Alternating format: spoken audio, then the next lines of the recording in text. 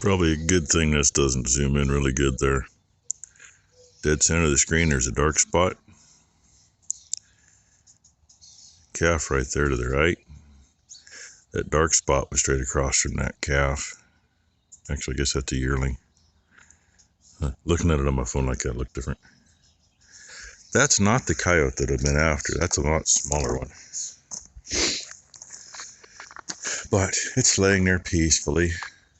And oh yeah. Okay, we got the yearling there, right? Don't know why my phone just blipped. That cow there. That's that big cow with the patches. With the newest calf out there. That looks kind of like the calves that are nursing off her, but I can't tell for sure. So anyway, that's how we start the Wednesday.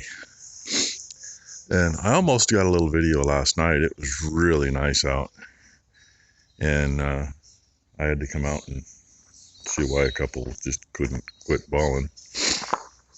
And I was standing down here between the bottom corner of the big bill barn here and bottom corner of that one, and the little black kitty cat that likes to scare Tylin when she checks cows.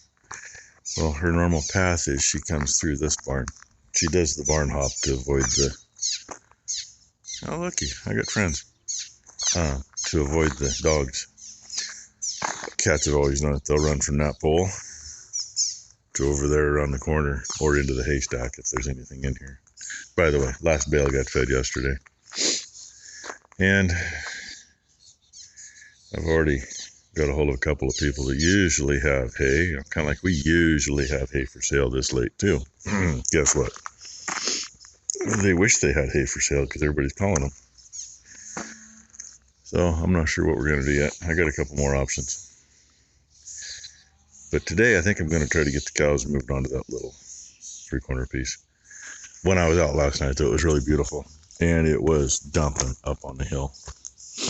So, you know, any chance that the field we wanted to start planting out might be dry enough is gone.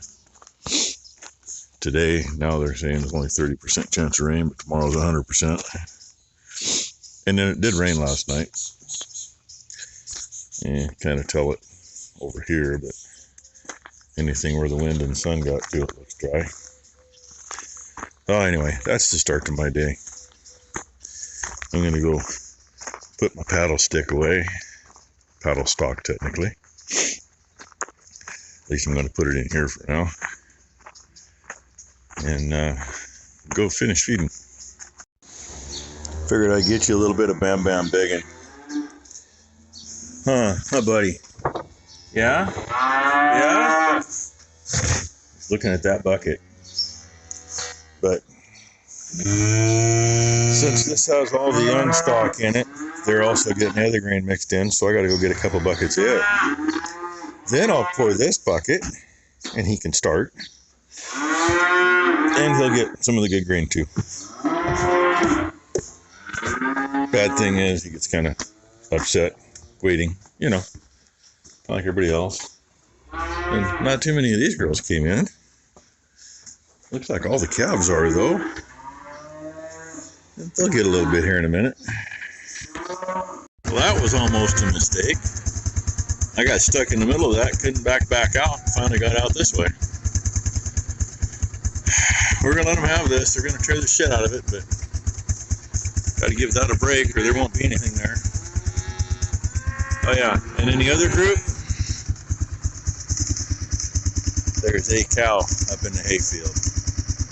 I don't know how the hell she got there, but we got to get her out of there too.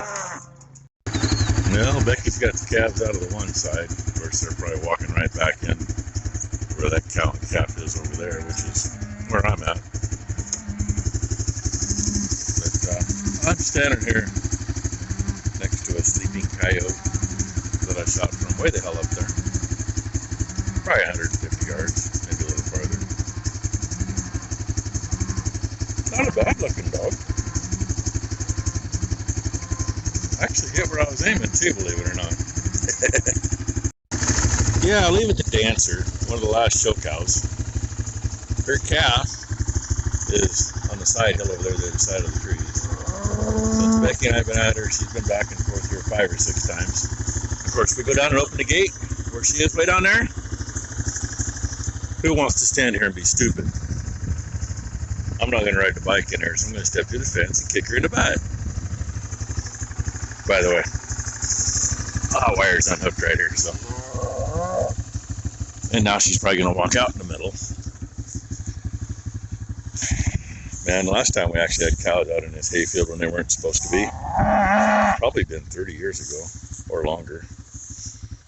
I had a Heeler Border Collie cross named Macho, named after a pretty famous bull at the time that we had interest in.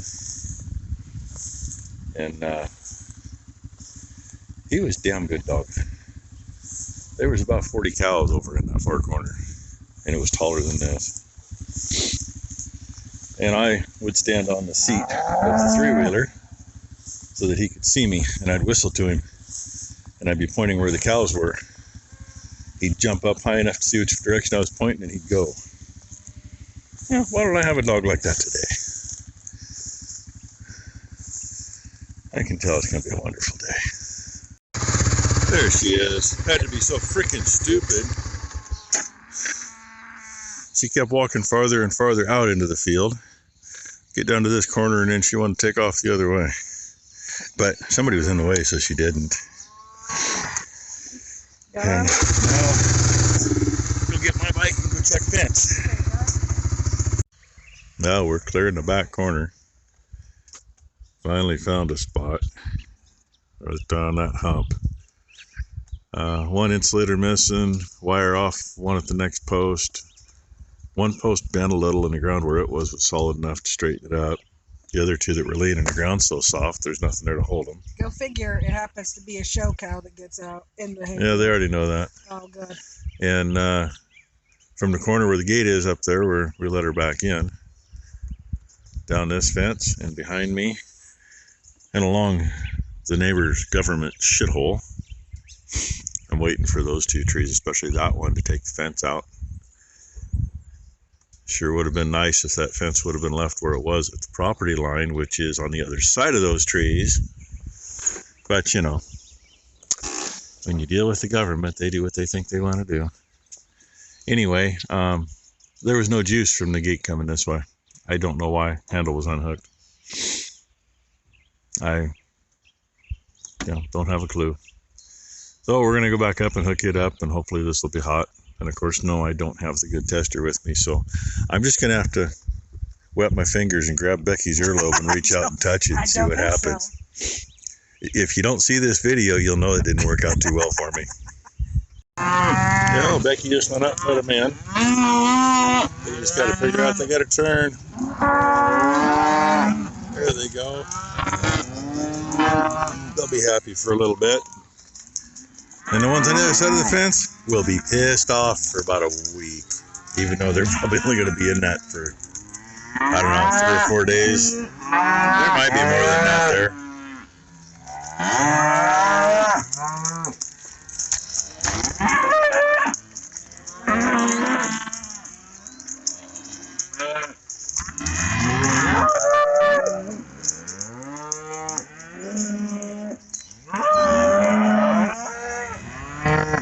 Just think, that's a cow, and that was a calf next to her. She ain't very big, but she's milking. I don't care if they're that small, as long as they can have the calf, and they milk. Hi, Bam Bam. Easy, bud. There's a stick over there you just stepped on. Good looking little bull calf.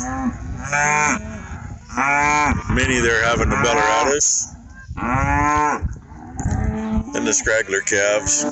Just not sure, because I'm sitting right here, and they'll figure it out.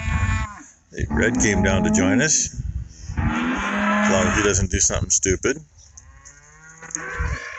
And they're getting it figured out. They can go right on by me.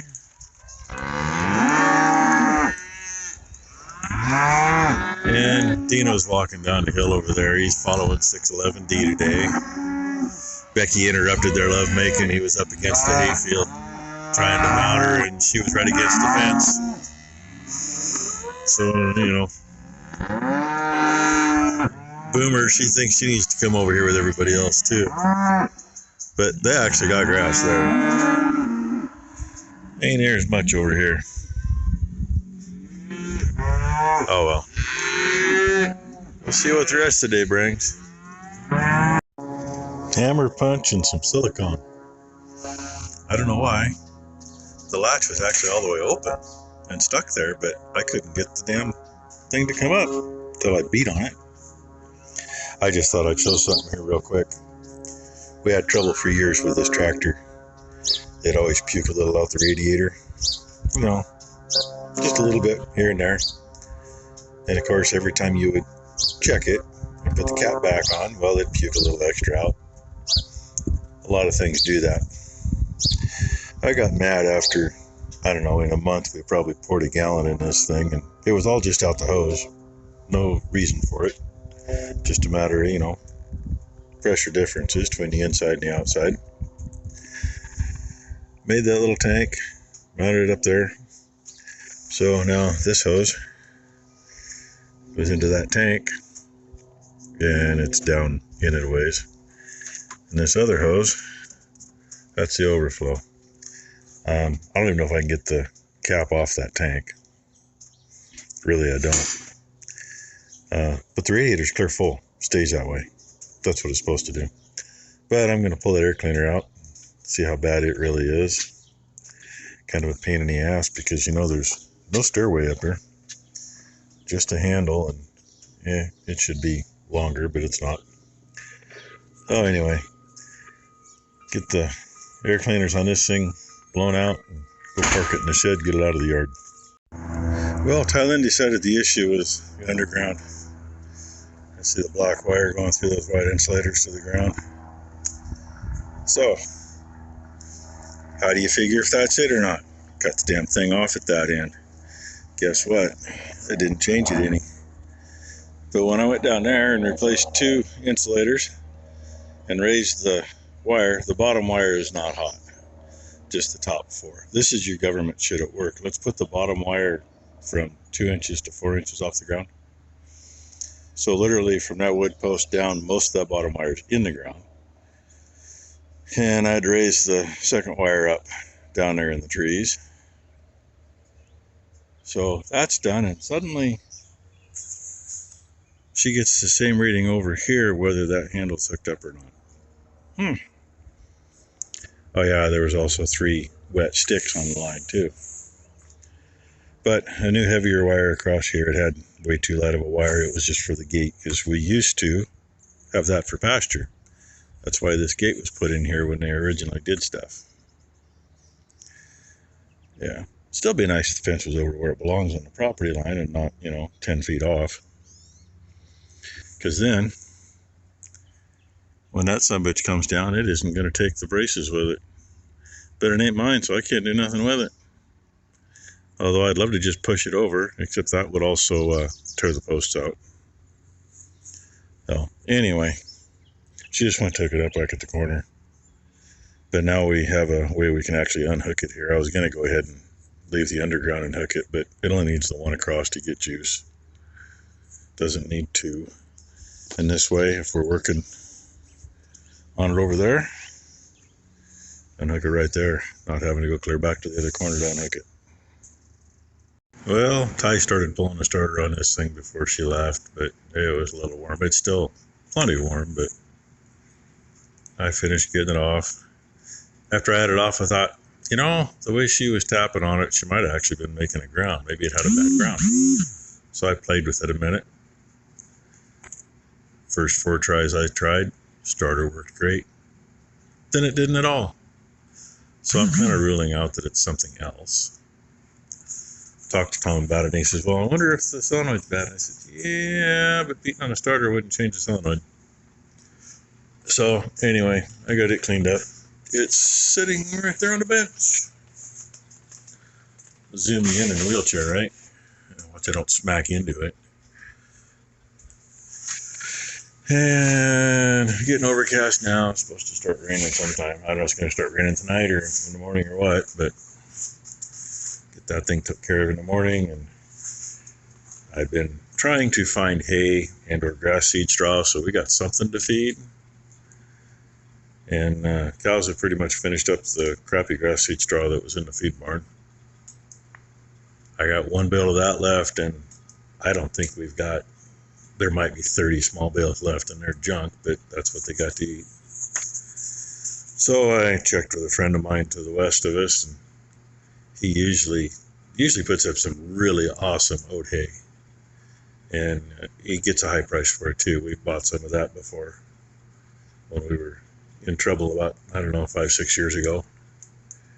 And he didn't have any of that, no grass seed straw, no nothing, and all he could tell me was, God, I wish I had a barn full right now, because everybody's been checking with him. And I got another friend down at Amity, south of McMinnville a ways. It's about 40 miles from here. His neighbor's got a big grass seed barn and puts up some hay and a lot of grass seed straw. He's got grass seed straw left. 105 a ton. That's just over twice what he was asking for it a couple months ago when I was first kind of looking for something. You know, hindsight's always 20/20. Should have got it then, but didn't. So I'm still waiting on a text on that. Maybe going down to get that here very shortly, because I mean, when you're out, you're out. The steers have been eating on a grass seed straw bale, and we put the very last big bale of hay in for those pregnant cows the other day, and they're about half done with it. So, and not a lot of pasture, so they're going to start going after dry feed more.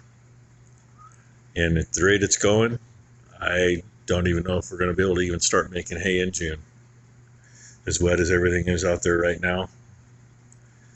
You know, I mean, it doesn't mean it's not going to turn off and dry up in a week, but I don't see it happening.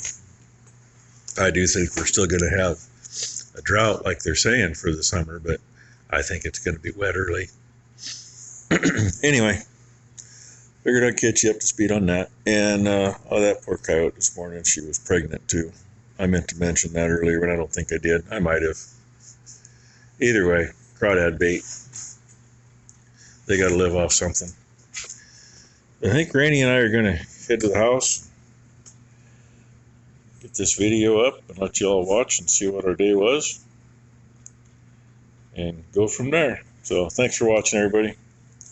Hope you all have a good day tomorrow, and hope the day treated you well.